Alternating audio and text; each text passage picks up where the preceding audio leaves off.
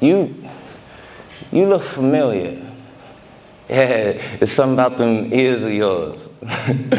Oh, let me get you Percy, kid. Yeah. You Brad. It's been so long since we done seen each other.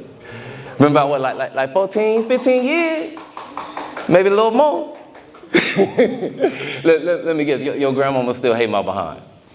Yeah, I mean, that's fitting. I mean, me and your papa, we used to spend so much time together, forever tethered. No matter the weather, I would have him light as a feather, and that's just what happens when you with me, though.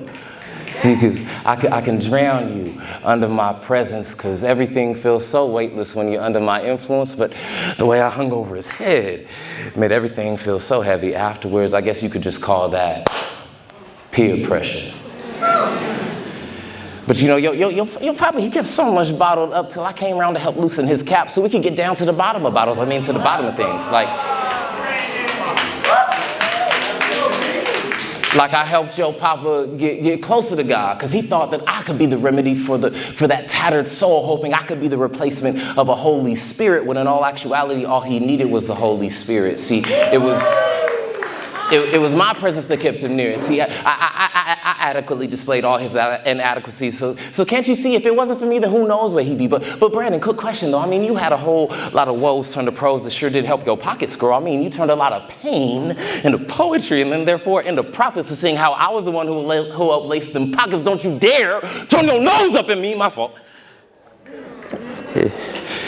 I didn't mean that. It's just, I get a little agitated sometimes, and it's just, it just hurts me that your grandmama still blame me for his passing, because even after I was gone, his body and her psyche could still feel the bitter sting of my presence burning in the back of his throat, and he loved me for that, and y'all hated me for that, and in the last 4 years of his life, I was so absentee because y'all wanted him so far away from me, wouldn't even bother to invite me to that man's funeral. Do you know how selfish that was? Then this last moments before his body turned cold, I couldn't warm him with my embrace just one last time, because outside of y'all and God, who do you think knew him best?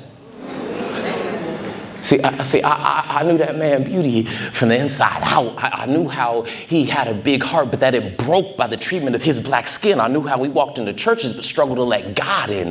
I know how he found pride in providing provision, but I also know how his smile would light up any room that he went in. But I also know all the ways that he buried agony, and how he became a casualty to his own self-induced calamity. And y'all wanted to blame me? No. See, the moment I entered the picture, the whole thing turned to gleam. The moment I left that thing, the whole thing turned to misery. And y'all wanted to blame me?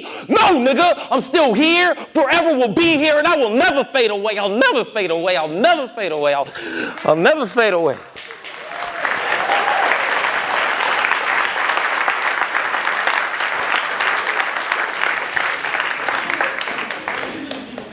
But yo, Brandon, no hard feelings for what I did to your grandpa, right?